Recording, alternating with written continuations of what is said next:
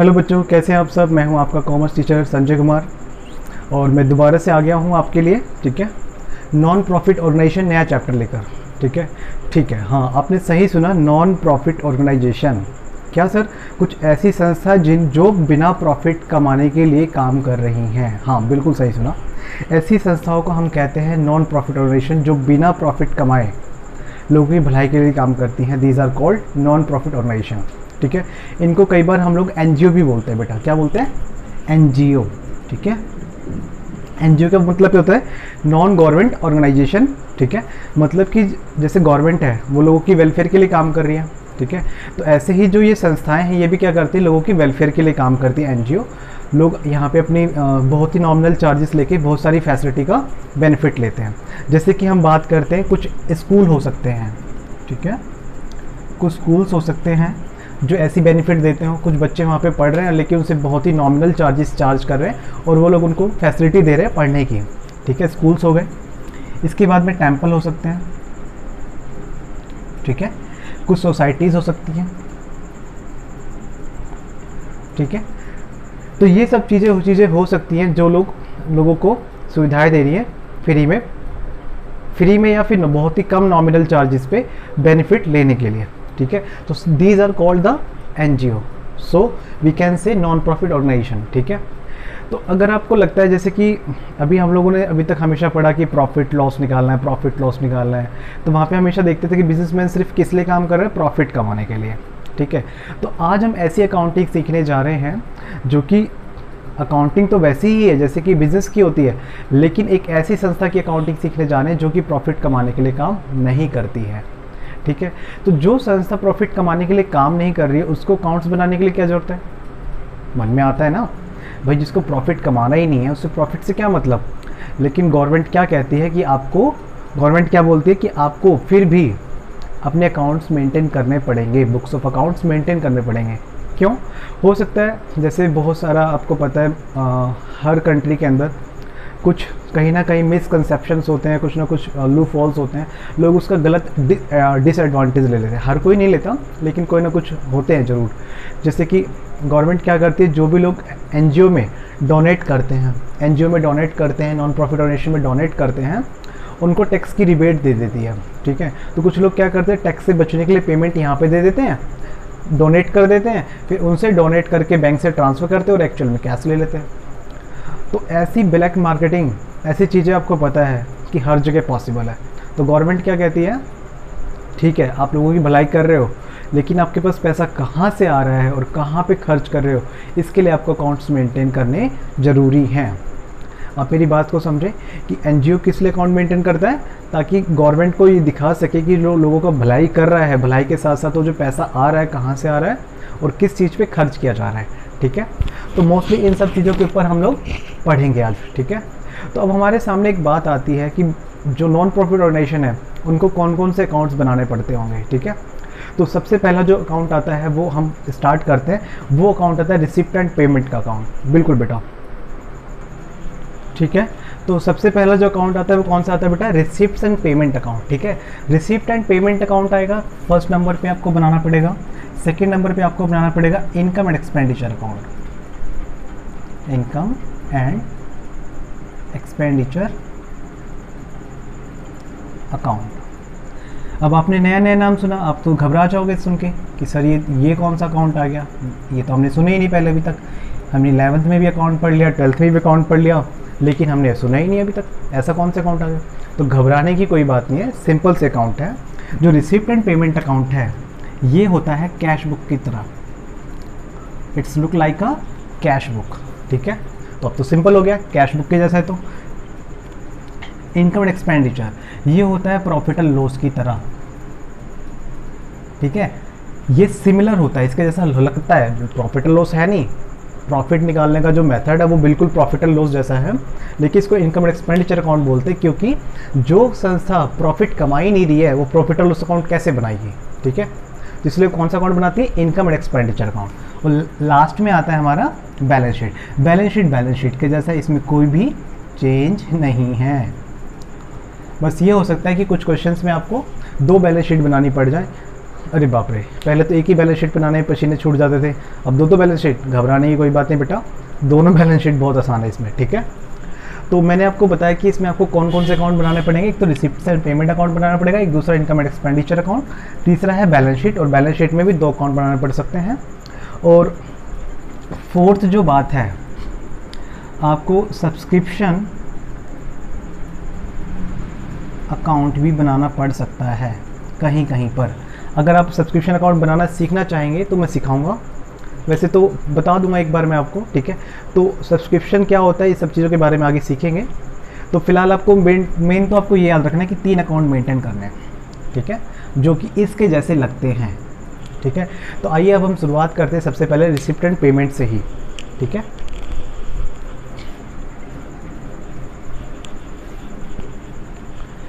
तो हम लोग शुरुआत करने जा रहे हैं बच्चों रिसिप्ट एंड पेमेंट अकाउंट से। तो रिसिप्ट एंड पेमेंट अकाउंट से स्टार्ट करने से पहले मैं आपको बताना चाहूँगा कि आपने एक कॉन्सेप्ट सीखा होगा, एक्रूअल बेस कॉन्सेप्ट, ठीक है।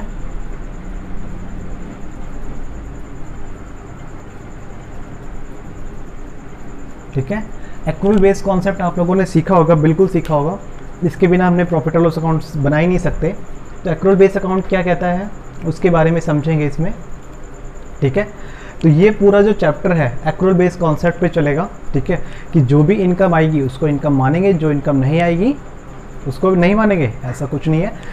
जो इस साल की इनकम होगी उसको इनकम मानेंगे, जो इस साल की इनकम नहीं होगी उसको इनकम नहीं मानेंगे। वो सब चीज़ें हम आगे सीखेंगे। तो अभी मैं शुरुआत करने जा रहा हूँ रिसिप्ट एंड पेमेंट अकाउंट से। तो simple receipt and payment account cash book की तरह होता है, ठीक है। एक तरफ ऐसे बना लीजिए टी शेप में अकाउंट, ठीक है बच्चों, ऐसे एक अकाउंट बना लीजिए। यहाँ पे लिख सकते हैं आप रिसिप्ट, इधर लिख सकते हैं पेमेंट, ठीक है। ये अमाउंट का कॉलम है आपका, ठीक है, ये अमाउंट का कॉलम आ गया। ऊपर आप लिख सकते हैं receipt and payment account, receipts and payment account, ठीक है बच्चों। तो यहाँ पे रिसिप्ट का मतलब क्या है, जो भी पैसा आएगा, डेबिट साइड ये है, क्रेडिट साइड ये है, इसके ऊपर जो रूल एप्लीकेबल होगा वो कौन सा होगा बेटा, रियल अकाउंट का, ठीक है। रियल अकाउंट क्या कहता है कि जो भी पैसा आएगा, जो पैसा आएगा वो डेबिट, और जो पैसा जाएगा वो क्रेडिट, ठीक है। यही कहता है, पैसा मतलब इंक्रीज होगा तो डेबिट और डिक्रीज होगा तो क्रेडिट। तो देखो पैसा जो भी आएगा डेबिट करना है, जो भी पैसा जाएगा क्रेडिट करना है। सिंपल इसी के बेस पे पूरा का पूरा ये क्वेश्चन डिपेंड करता है, ठीक है। तो इसमें सबसे पहले यहाँ पे हमें ओपनिंग बैलेंस डालना पड़ा करेगा, टू बैलेंस BD। अब आपको पता है कैश में 2 तरीके का बैलेंस होता है, जो कैश होता है उसमें 2 तरीके का बैलेंस होता है। एक तो होता है इन हैंड बैलेंस जो हमारे पास रखा है बिजनेस में, दूसरा बैलेंस होता है इन बैंक या फिर एट बैंक बोल देते हैं, है ना, जो पैसा बैंक में रखा हुआ है। तो इन दोनों का बैलेंस यहाँ पे, ओपनिंग बैलेंस यहाँ पे आएगा, तो क्लोजिंग बैलेंस यहाँ पे आएगा, बाय बैलेंस CD, यहाँ पे आएगा कैश का बैलेंस, ठीक है। और एक चीज़ का ध्यान रखना, जैसे बैंक जो होता है हमारा, बैंक कई बार नेगेटिव भी होता है, माइनस में भी होता है, तो बैंक का बैलेंस इधर भी आ सकता है, टू बैलेंस CD, और बैंक का बैलेंस इधर भी आ सकता है। लेकिन ऐसे बहुत कम केसेस होंगे, मोस्टली जो बैंक का बैलेंस है वो कैश का बैलेंस है, क्लोजिंग बैलेंस यहीं पे आएगा। तो यहाँ पे हमने सीखा कि यहाँ पे क्या आ रहा है, ये ओपनिंग बैलेंस है, ये opening balance of cash and bank, और लास्ट में क्या आ रहा है, closing balance of cash and bank, ठीक है। तो ये पूरा का पूरा इस टाइप से बनेगा। रिसिप्ट एंड पेमेंट अकाउंट है हमारा, ये रियल अकाउंट पे वर्क करता है, पैसा आएगा तो डेबिट, जाएगा तो क्रेडिट, ठीक है। इस तरीके से इसका कुछ फॉर्मेट आपको दिखेगा, ठीक है, आपके बुक्स में भी दिया हुआ है DK वैल्यू में। और इसका पहला इलस्ट्रेशन जो दिया हुआ है क्वेश्चन में वो करना स्टार्ट करते हैं, ठीक है, जिससे आपको थोड़ा आइडिया भी लग जाएगा। तो देखिए बच्चों, हम लोग रिसिप्ट एंड पेमेंट अकाउंट बना लिया है मैंने फॉर्मेट। इसके अंदर जो जो एंट्री आएगी वो मैं इसमें पुट करता जाऊंगा। तो इससे पहले कौन सा क्वेश्चन कर रहा हूँ वो भी मैं आपको बता देता हूँ। ये DK गोयल का 1.5 पेज नंबर पे क्वेश्चन है, इलस्ट्रेशन नंबर 1, ठीक है। इलस्ट्रेशन नंबर 1 से स्टार्ट करेंगे हम लोग, ठीक है। इसमें मैं आपको बताऊंगा कि सारी चीज़ें दी हुई हैं। मैं आपको क्वेश्चन भी दिखा लेता हूँ कि स्क्रीन पर, इसको देख लीजिए आप लोग। आप स्क्रीन को पॉज करके देखेंगे तो आराम से रीड कर पाएंगे इसको। ठीक है, ठीक है। तो मैं पढ़ भी देता हूँ एक बार। कह रहा from the following particulars related to Rotary Club New Delhi prepare a receipt and payment account for the year ended 31 March 2019 के लिए हमें अकाउंट प्रिपेयर करना है। ठीक है, कह रहा कैश इन हैंड हमारे पास। सबसे पहले क्या दे दिया बेटा, कैश इन हैंड दे दिया 1 अप्रैल को। ठीक है, तो कैश इन हैंड, तो हम क्या लिखेंगे, टू बैलेंस बीडी। ठीक है, टू बैलेंस बीडी हम कितना लिखेंगे, कह रहा है 7500 रुपये है कैश का, ये कैश लिख दो इसके साथ में। और दूसरा कह रहा है मेरे पास है बैंक, बैंक भी है मेरे पास। बैंक कितना है बेटा, कह रहा है 48,000 रुपीज़ है। ठीक है, तो दोनों का टोटल करके आप बाहर भी डाल सकते हो, अंदर भी लिख सकते हो। ठीक है, तो ये हो गया 55,500। ठीक है, यहाँ तक बात समझ में आई बेटा? सॉरी, ठीक है, ये 55,500 आ गया आपका इसमें सबसे पहले। अब इसके बाद आपको क्या करना है, कह रहे subscription collected for the year ended 31 March 2018, 31 March 2019, 31 मार्च 2020। देखो इस क्वेश्चन के अंदर क्या है, हमें रिसिप्ट एंड पेमेंट अकाउंट बना रहे हैं, तो सिर्फ ये देखना है कि पैसा कितना आया है। जो एक्रूअल बेस अकाउंटिंग की बात कर रहा था वो वाला रूल एप्लीकेबल होगा उसमें इनकम एक्सपेंडिचर अकाउंट पे। रिसिप्ट एंड पेमेंट अकाउंट बिल्कुल कैश के जैसा बनेगा। जो भी पैसा आया उसको लिखते जाइए, चाहे वो इस साल का हो, चाहे पिछले साल का हो, चाहे आने वाले साल का हो। ठीक है, तो इसमें सबसे पहले सब्सक्रिप्शन कलेक्ट किया हमने, सारा का सारा हम यहाँ पे ट्रांसफर लिख देंगे। ठीक है, टू सब्सक्रिप्शन कौन कौन से साल का मिला है, एक तो 31/3/2018 का सब्सक्रिप्शन मिला है मेरे को। ठीक है, 15,000 रुपये। और मेरे को सब्सक्रिप्शन मिला 31 मार्च 2019 का। ठीक है, ये है मेरे पास 2,20,000 रुपये, जिस साल का मैं काउंटिंग कर रहा हूँ। ठीक है, और इसके बाद में 31 मार्च 2020 का 6,000 रुपये, मतलब कि आने वाले साल का मेरे को एडवांस सब्सक्रिप्शन मिल गया। ठीक है, तो टोटल सब्सक्रिप्शन कितना मिल गया मेरे को, 2,20,000, 2,25,000, 2,35,000, 2,41,000 रुपये टोटल सब्सक्रिप्शन मिला है मेरे को। ठीक है, इसके बाद में कह रहा है डोनेशन रिसीव हुआ है, तो टू डोनेशन, जो पैसा आ रहा है डेबिट साइड। ठीक है, डोनेशन रिसीव हुआ बेटा कितना, 25,000 रुपये का। क्वेश्चन कहता है 25,000 का डोनेशन रिसीव हुआ आपको। ठीक है, इसके बाद कह रहे हैं डोनेशन फॉर पवेलियन। अब आपके मन में आ रहा है पवेलियन क्या होता है, सबने क्रिकेट देखा है, जैसे रोहित शर्मा होता है मुंह लटका कर जाते हुए पवेलियन की ओर, जहाँ पे प्लेयर्स बैठते हैं ना। Donation receive for pavilion, to donation, ठीक है, फॉर पवेलियन लिख सकते हैं। ठीक है, कितना मिला है, 2 लाख रुपए का पैसा मिला है। ठीक है, इसके साथ में है एक हमने इन्वेस्टमेंट परचेज की है 2 लाख रुपए की, 1/7/2018 को हमने एक इन्वेस्टमेंट परचेज की बेटा 2 लाख रुपए की। ठीक है, पैसे जाएंगे इन्वेस्टमेंट परचेज करेंगे तो। ठीक है, इन्वेस्टमेंट का नाम क्या है, 8% इन्वेस्टमेंट, तो मेरे को यहाँ पे मेंशन करना पड़ेगा। ठीक है, 8% इन्वेस्टमेंट, कितने का परचेज किया मैंने, 2 लाख रुपए का। ठीक है, इसके बाद में कह रहा है आपने परचेज किया रिफ्रेशमेंट, तो बाय रिफ्रेशमेंट। रिफ्रेशमेंट क्या होता है, जो भी प्लेयर्स हमारे वहाँ पे खेलते हैं उनके लिए आपको पता है कोल्ड ड्रिंक लाना, ठीक है, खाने पीने का सामान लाना, बर्गर, पैटीज, समोसे, जो भी वो खाने का मन करे, छोटी मोटी चीज़ें जिससे कि आदमी को ब्रेकफास्ट वगैरह टाइप का कुछ हो सकता है, जो भी दिया जा सके, जो भी पॉसिबल है वो देना। इसके बाद में कह रहा है रेंट पे किया है, तो bye rent paid. Rent paid किया बच्चों इन्होंने कितने का, देखो 6,000 रुपये का। ठीक है, इसके बाद में कह रहा है एंट्रेंस फीस रिसीव्ड।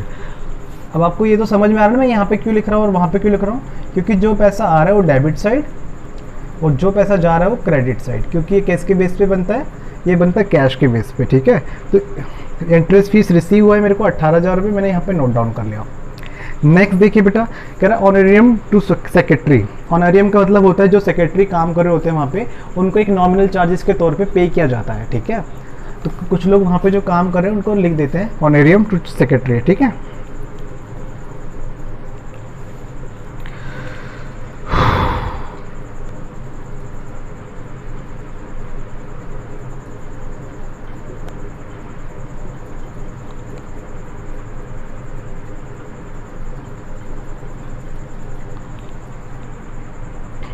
कितना दिया सेक्रेटरी को ऑनरेरियम?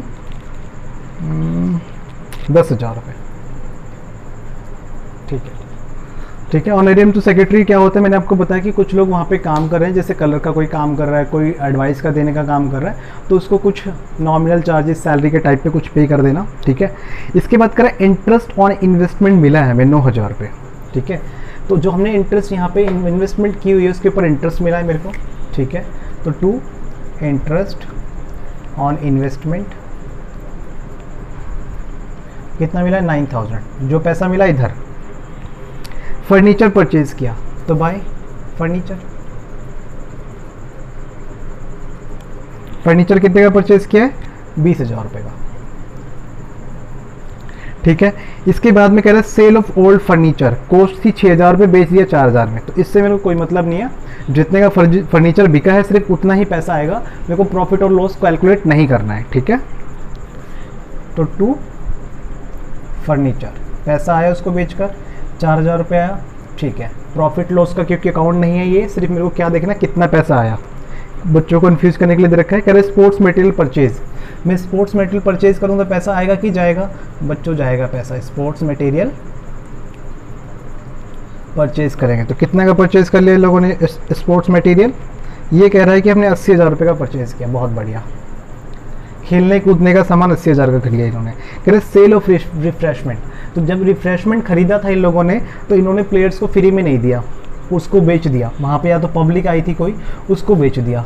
जो देखने आते हैं उनको बेच दिया, जो लोग मैच देखने आते हैं, क्योंकि जो ये NGO होते हैं मैच भी तो कराते हैं, ठीक है। तो इस टाइप का जो एक है ये, क्योंकि क्वेश्चन में पहले दिया हो रोटरी क्लब है। रोटरी क्लब मतलब वहाँ पे कुछ ना कुछ गेम्स ऑर्गेनाइजेशन करते होंगे वो लोग, ठीक है।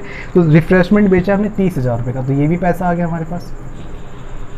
इसके बाद में कह रहा है सैलरी एंड वेजेस, हमने सैलरी एंड वेजेस दिया है, ठीक है। सैलरी एंड वेजेस मिलेगा तो नहीं बेटा, सिंपल सी बात है, पे ही करेंगे हम लोग। तो सैलरी एंड वेजेस कितना पे किया होगा? 74,000 क्वेश्चन में गिवन है, हाँ अज्यूम नहीं करना है। कह रहे स्पोर्ट्स एक्सपेंसेस हुए 25,000 रुपये के, ठीक है। और इसमें इंक्लूडिंग है अनपेड एक्सपेंसेस। 25,000 के हमने एक्सपेंस को क्या किया है? इंक्लूड है ये, जिसमें से 5,000 का एक्सपेंस हमारा क्या है? अनपेड है। तो टोटल 25,000 खर्चा है, लेकिन उसमें से 5,000 तो पे ही नहीं किए, तो मतलब जो पे किया सिर्फ वही डालना है। तो यहाँ पे क्या आएगा? By sports expenses. कितना आएगा? सिर्फ 20,000। 25,000 क्यों नहीं आया बेटा?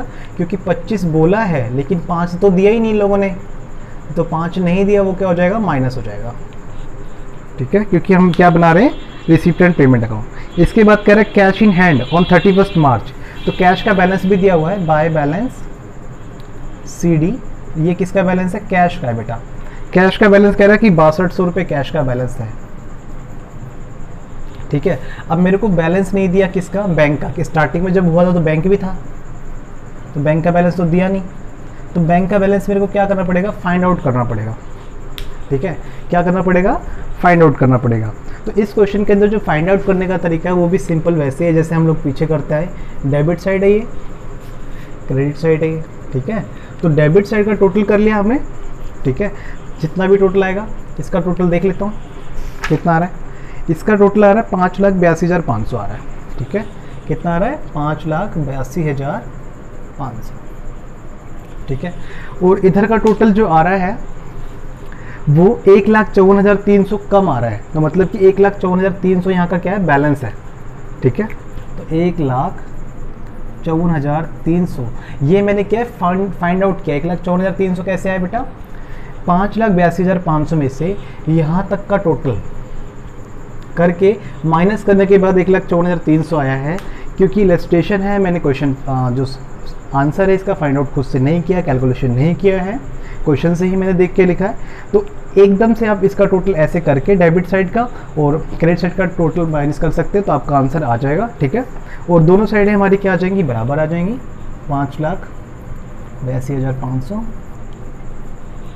आप समझ सकते हैं अगर मैं वीडियो बनाते समय टोटलिंग का भी काम करूंगा तो वीडियो थोड़ा सा और लेंथी हो जाएगा, तो इसलिए मैं इलस्ट्रेशन को ही प्रेफर करता हूं ताकि बच्चों को अच्छे से समझ में आ जाए। और जिसके प्रैक्टिकल क्वेश्चन है, सबसे अच्छी बात क्या है डीके गोयल की, वो बिल्कुल सेम है, एज इट इज़ है, तो आप इलस्ट्रेशन करने के बाद, एक बार समझ आने के बाद प्रैक्टिकल कर सकते हैं। तो देखा बेटा आप लोगों ने कैसे हमने पूरा रिसिप्ट एंड पेमेंट अकाउंट बनाया। सिंपल, जो पैसा है डेबिट साइड, जो पैसा गया क्रेडिट साइड। ठीक है, तो इसको आपको सीख लेना है, समझ लेना है। फिर भी कोई डाउट आता है, कोई प्रॉब्लम आती है तो मुझे बताएंगे। ठीक है, मैं आपकी हेल्प करूँगा। ठीक है, thanks for today, thanks for watching.